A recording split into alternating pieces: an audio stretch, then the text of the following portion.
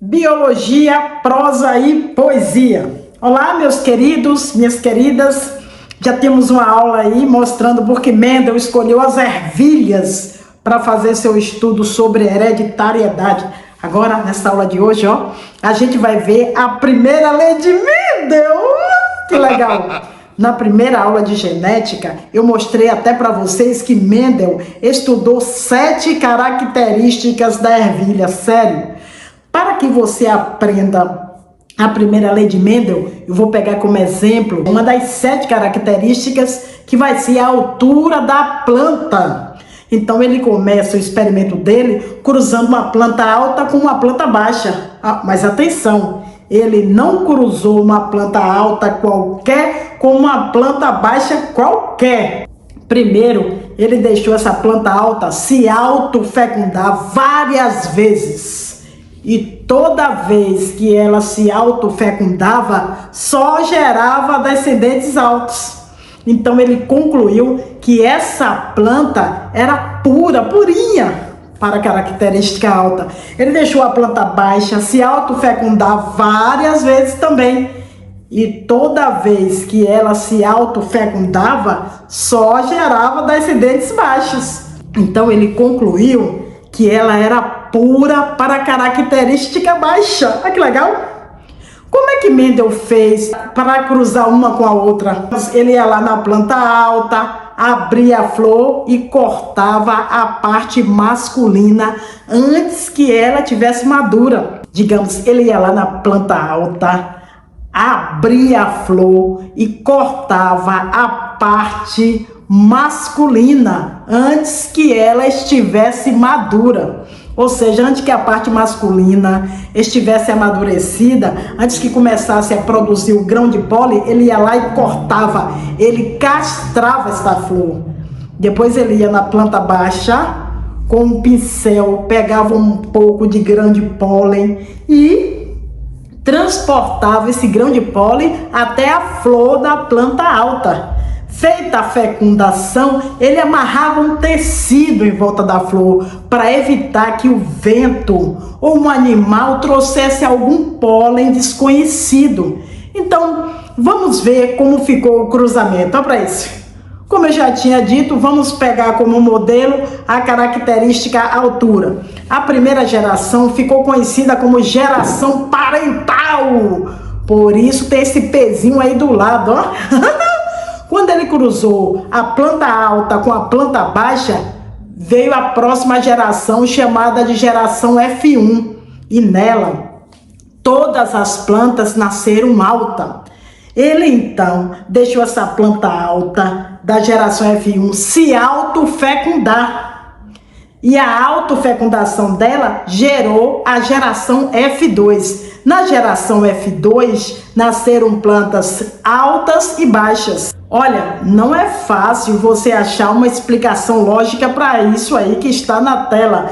Veja que você cruzar alta com baixa, a característica baixa desaparece e todo mundo nasce alta. Aí você deixa a alto se autofecundar e a característica baixa volta a aparecer. O próprio Darwin já tinha escrito o seguinte: interessante notar como uma característica desaparece em uma geração e volta a aparecer na outra. Veja que a característica baixa desaparece na geração F1, mas volta a aparecer na geração F2. Muita gente já tinha notado isso, mas ninguém conseguiu achar a explicação. Uma das grandes soluções de Mendel, que tornou possível achar a solução, foi a matemática. Mendel contou quantas plantas altas e quantas plantas baixas nasceram. E ele notou que nasceram 3 vezes mais plantas altas do que baixas. Ou seja, houve uma proporção de 3 plantas altas para cada planta baixa que nasceu na F2. Feito o experimento, só restava Mendel agora parar e imaginar uma solução para esse resultado. E ele então imaginou o seguinte: devia haver um par de fatores determinando a característica. Perceba que que o que Mendel chamava de fator, hoje a gente chama de gene. Então ele imaginou, deve haver um fator Bzão, determinando que a planta vai ser alta, e um fator Bzinho, determinando que a planta vai ser baixa. Além disso, pensou Mendel, um fator deve ser dominante, no caso Bzão, e o outro fator deve ser recessivo, no caso Bzinho. Já já você vai entender melhor o que significa ser dominante ou recessivo. Por fim, Mendel pensou, durante a formação dos gametas, os fatores devem se segregar, devem se separar. Vamos ver se essas hipóteses de Mendel dão certo.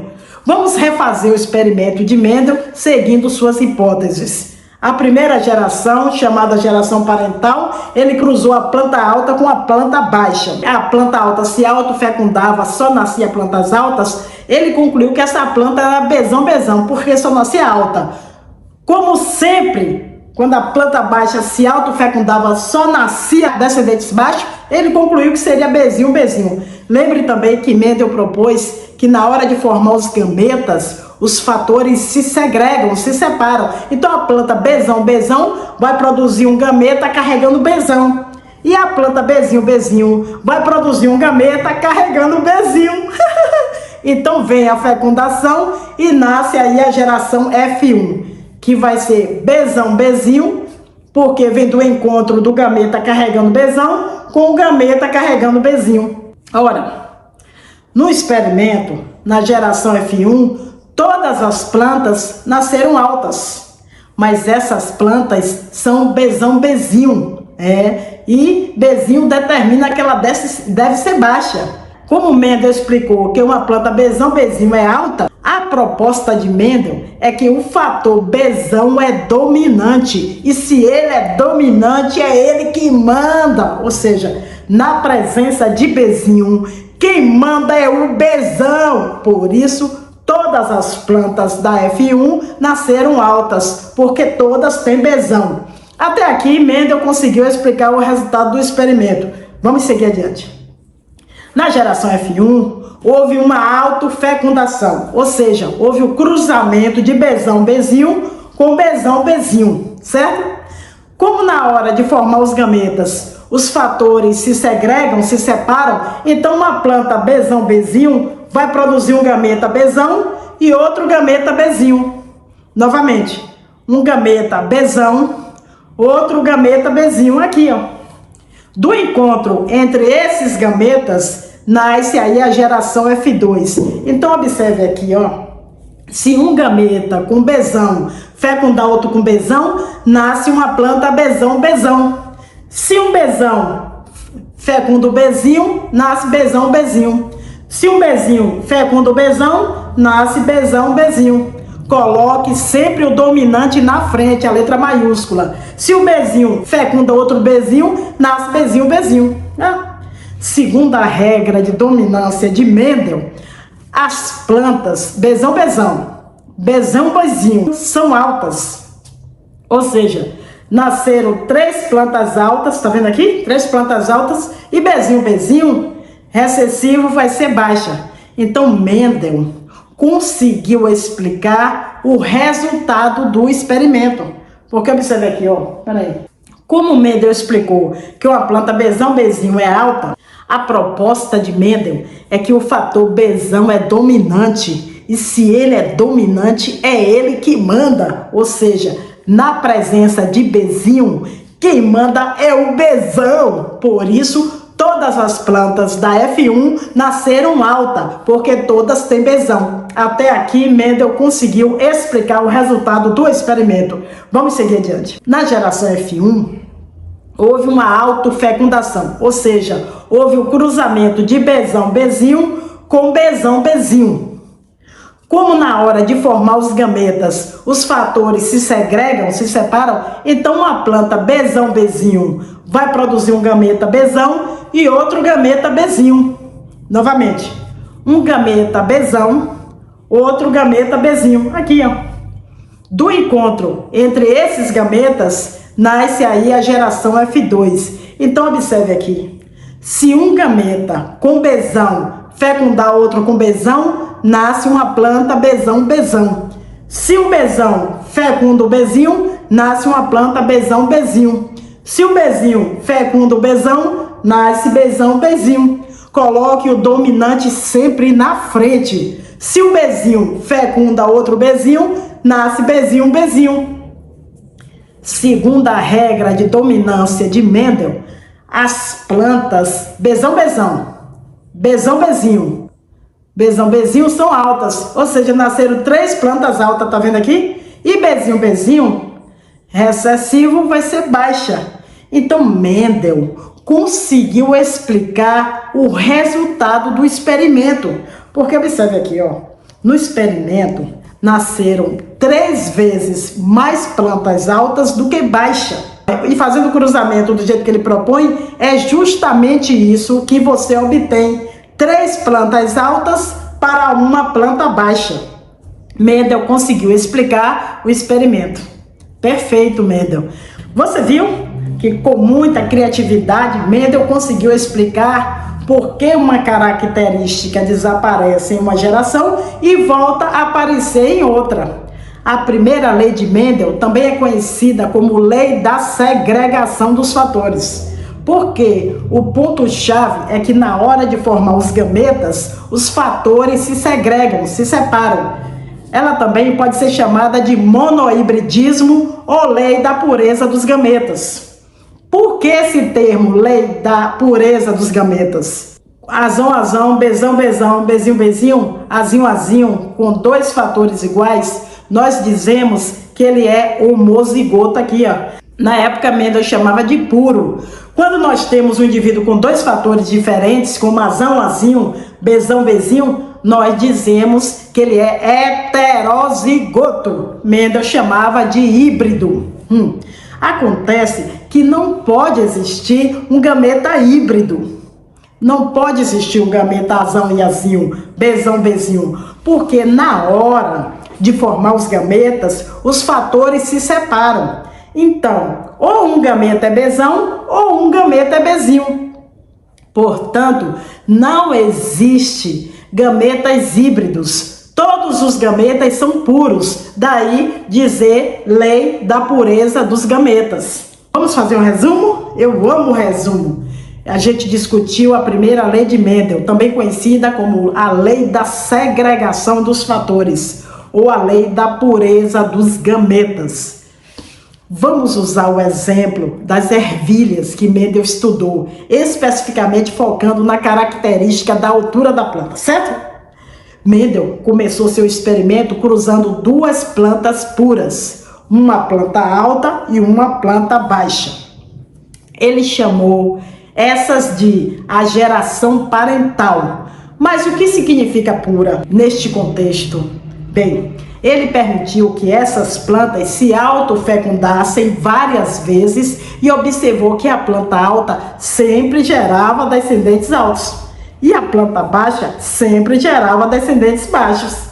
Portanto, ele concluiu que elas eram puras para as suas respectivas características. Agora, quando ele cruzou a planta alta com a planta baixa, a nova geração, conhecida como geração F1, era composta inteiramente por plantas altas. Mas por que isso aconteceu se ele cruzou uma planta alta com uma planta baixa?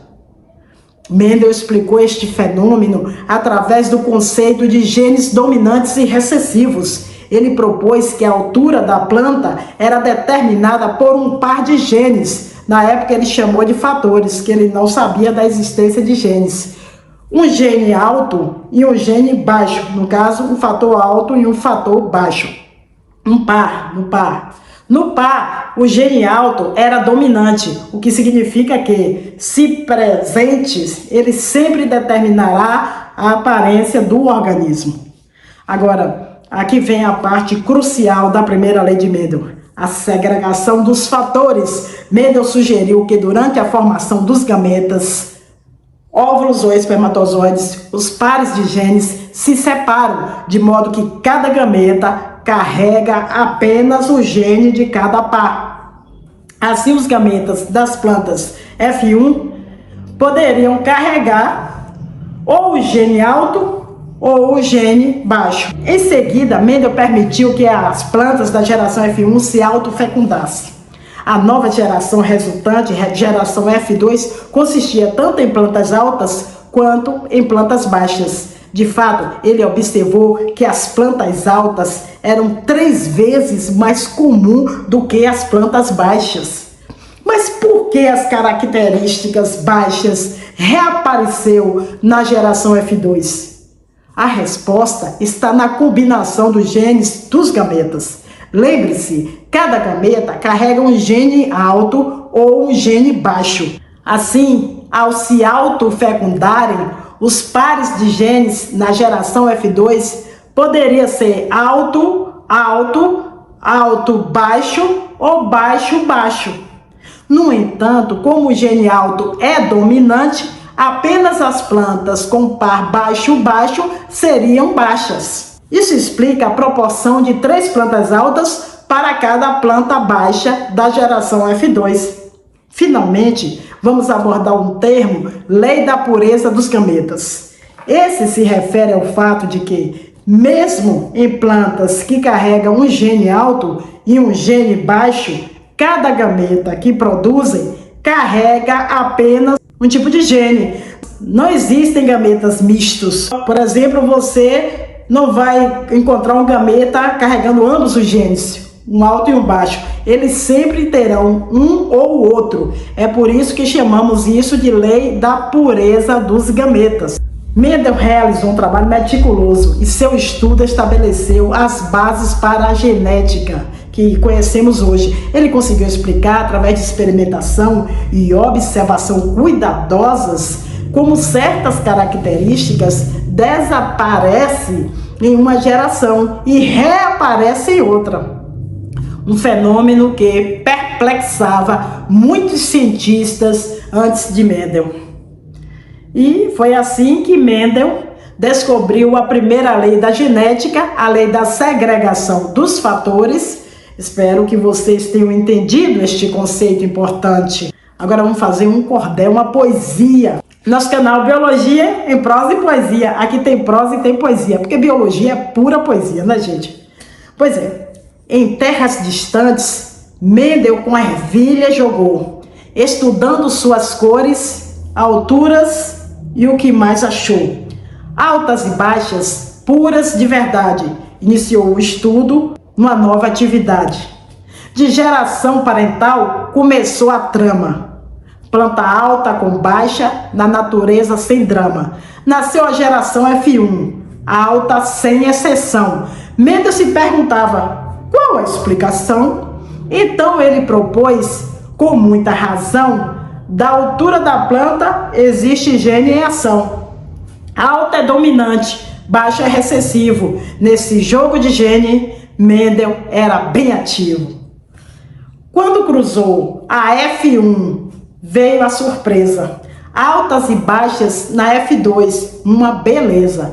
As altas eram muitas, as baixas menos ainda. Mendel contou e viu 3-1 e ainda brinda. Mas como explicar essa proporção? Aqui vem a primeira lei. Atenção na lição. Na formação dos gametas, disse Mendel com fervor, os genes se separam, cada um com seu valor. Alto ou baixo, cada gameta vai levar. Na autofecundação, que pares vão formar? Pode ser alto, alto, alto e baixo, sem freio, mas só será baixa se for baixo, baixo no meio. Então, por isso as altas são mais na geração final. Além da segregação, tem essa moral. E assim a genética de Mendel começou. E até hoje sua lei ninguém derrubou. Mas a ciência é vasta e ainda tem mais para aprender. Na próxima aula, a segunda lei vamos conhecer. Espero que tenha entendido essa lição de valor. Com Mendel e suas ervilhas, a genética emplacou. Agora vamos fazer 5 questões para poder fixar o conteúdo. Eu acho legal fazer exercício, que aí a gente aprende mais ainda, a aula completa. Primeira questão, eu pergunto aos meus queridos e minhas queridas, o que é a lei da segregação de Mendel? Dá um tempinho, você vai responder. A primeira lei de Mendel, também conhecida como lei da segregação dos fatores, afirma que para cada característica, o organismo herda 2 alelos, um de cada progenitor. Durante a produção de gametas, esses alelos se separam de modo que cada gameta recebe apenas um alelo. Segunda questão. O que acontece quando um organismo heterozigoto para uma determinada característica se autofecunda? Quando um organismo heterozigoto, por exemplo, azão e azinho, se autofecundam, ele pode produzir gametas com ambos os alelos. Um alelo dominante, azão, e um alelo recessivo, azinho. Portanto, a prole poderiam incluir indivíduos com genótipos azão-azão, azão-azinho e azinho-azinho, né? Isso resulta em uma proporção fenotípica de 3:1 em favor do fenótipo dominante. Depois eu vou falar sobre fenótipo, genótipo. Terceira questão. O que significa dizer que um alelo é dominante? Bem, um alelo é considerado dominante se expressa seu fenótipo, mesmo quando está emparelhado com um alelo recessivo diferente. Em outras palavras, se o alelo dominante estiver presente, ele mascara o efeito do alelo recessivo.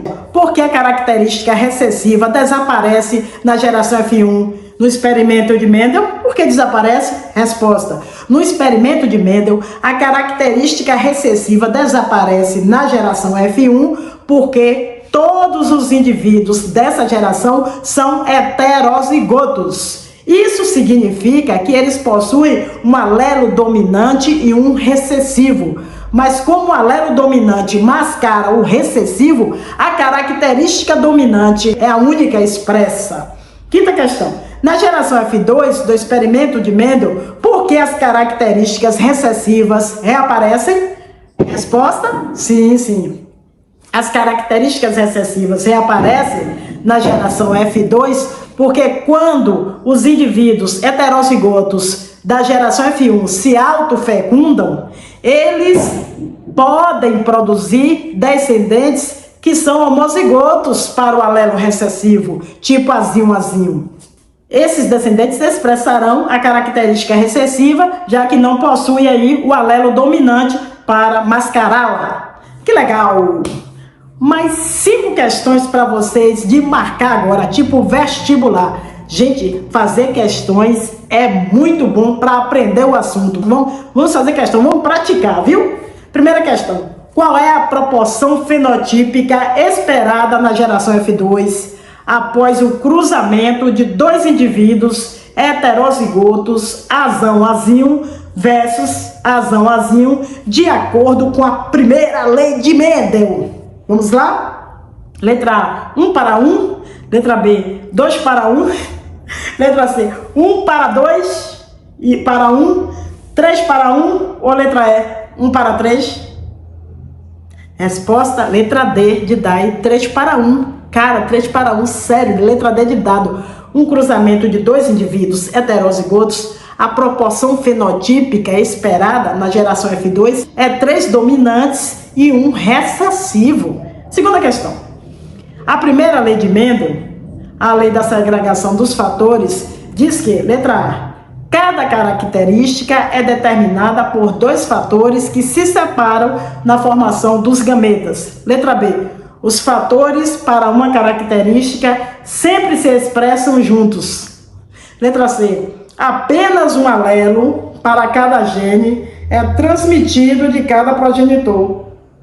Letra D de dado, os alelos dominantes sempre se segregam, preferencialmente nos gametas. Letra E de escola, todos os alelos se expressam no fenótipo de um indivíduo. E aí, qual é a resposta correta se você estivesse fazendo hoje o Enem? Pois é, letra A. Cada característica é determinada por 2 fatores que se separam na formação dos gametas. A lei da segregação dos fatores, segregação e separação, afirma que cada organismo tem 2 alelos para cada gene, que se separam durante a formação de gametas, certo? Terceira questão. No experimento de Mendel, com ervilhas, por que a característica para a altura da planta baixa reapareceu na geração F2? Letra A. O alelo para a altura baixa é dominante. Letra B. O alelo para a altura baixa sofreu mutação na geração F1. Letra C. Indivíduos da geração F1 eram homozigotos para a altura baixa. Letra D de dado. O alelo para a altura baixa é recessivo e reapareceu quando 2 alelos recessivos foram combinados na geração F2. Letra E. A altura da planta não é uma característica herdada. A altura da planta não é uma característica herdada. E aí, qual é a alternativa correta? Muito bem, muito bem, muito bem. Letra D de dado. O alelo para a altura baixa é recessiva e reapareceu quando 2 alelos recessivos foram combinados na geração F2. A característica recessiva pode reaparecer na geração F2 quando 2 alelos recessivos são combinados, certo? Quarta questão. O que significa quando um organismo heterozigoto para uma característica? Letra A. Possui 2 alelos idênticos para essa característica? Letra B. Possui um alelo dominante e um alelo recessivo para essa característica? Letra C. Não possui alelos para essa característica? Letra D. Possui apenas alelos recessivos para essa característica? Letra E. Possui apenas alelos dominantes para essa característica? E aí, qual é a resposta? Muito bem, letra B de bola. Possui um alelo dominante e um alelo recessivo para essa característica. Um organismo heterozigoto possui um alelo dominante e um alelo recessivo para uma determinada característica, ok? Quinta questão, gente amiga, e última. Vamos lá? Quinta questão. Segundo a primeira lei de Mendel, na formação dos gametas, letra A, ambos os alelos para um gene são passados para cada gameta. Letra B, apenas o alelo dominante é passado para cada gameta. Letra C, apenas o alelo recessivo é passado para cada gameta. Letra D, cada gameta recebe um alelo de cada par. Letra E, nenhum alelo é passado para os gametas. Qual é a alternativa? Resposta, letra D de dado. Cada gameta recebe um alelo de cada par. De acordo com a primeira lei de Mendel, na formação dos gametas, cada um recebe um alelo de cada par de genes do indivíduo. Isso assegura a segregação dos fatores, certo? Bem, minha gente amiga, embora as leis de Mendel sejam amplamente ensinadas e aceitas, é interessante notar que elas não se aplicam a todas as espécies ou situações. Existem várias exceções à primeira lei de Mendel, incluindo genes ligados ao sexo, herança poligênica, quando uma característica é controlada por mais de um gene, que a gente chama de herança poligênica, e alelos múltiplos, quando um gene tem mais de 2 formas possíveis. Além disso, Mendel teve a sorte de escolher traços de ervilha, que não é o caso de muitos traços em outros organismos. Essas complexidades adicionais da herança genética não foram completamente compreendidas, até muito depois da morte de Mendel. Vamos fazer uma questão do Enem? Hoje eu tô animada para fazer questão. Vou fazer uma questão do Enem que caiu em 2015. Aqui, ó. Um estudante de biologia realizou o cruzamento entre 2 plantas de ervilha. Uma de flores brancas e outra de flores roxas. Sabendo-se que a cor roxa é determinada por um gene dominante e que todas as plantas obtidas no cruzamento eram de flores roxas, é correto afirmar que, letra A, ambas as plantas do cruzamento original são homozigotas. Letra B, Ambas as plantas do cruzamento original são heterozigotas. Letra C. A planta de flores brancas é homozigota, de flores roxas é heterozigota. Letra D. A planta de flores roxas é homozigota e a de flores brancas é heterozigota. E letra E. A planta de flores roxa é homozigota e a planta de flores branca pode ser homozigota ou heterozigota. E aí você marcaria qual se você estivesse fazendo o Enem agora? Resposta letra D de dado. A planta de flores roxas é homozigota ali e a de flores brancas é heterozigota. Por quê? O enunciado ali, ó, o enunciado diz que a cor roxa é dominante e todas as plantas obtidas no cruzamento eram roxas. Isso sugere que a planta de flores roxas era homozigota. Rzão, Rzão. Pois, se fosse heterozigota, Rzão, Rzinho, haveria uma chance de obter plantas de flores brancas no cruzamento, devido ao alelo recessivo. A planta de flores branca tem que ser homozigota recessiva, Rzinho, Rzinho, certo? Pois a única maneira de exibir a cor branca, que é a característica recessiva, Rzinho, Rzinho. Portanto, a afirmação correta é a letra D de dado, certo? Bem, em resumo, a primeira lei de Mendel, também conhecida como a lei da segregação, afirma que cada organismo possui 2 alelos para cada traço herdado. Esses alelos se separam ou segregam durante a formação dos gametas. E cada gameta carrega apenas um alelo para cada traço. Esse conceito é fundamental para entendermos como as características são passadas de uma geração para a próxima. Espero que essas explicações, exemplos e exercícios tenham ajudado a entender melhor a primeira lei de Mendel. Lembre-se, a genética é um campo complexo, mas com estudo e prática, você certamente dominará esses conceitos. Continue estudando e explorando o fascinante mundo da biologia. Agora é hora de me despedir. Muito obrigada pela sua atenção e participação ativa durante essa aula. Continue com sua jornada de aprendizado. Se tiver pergunta, deixe aí nos comentários que eu vou responder sempre, tá bom? Um abraço, até a próxima, pessoal. Saudações pedagógicas, saúde e paz, porque o resto, ó, a gente corre atrás. E a gente é brasileiro, não desiste nunca. É por isso que eu tô aqui. Eu confio em vocês, mas eu quero que vocês confiem em mim.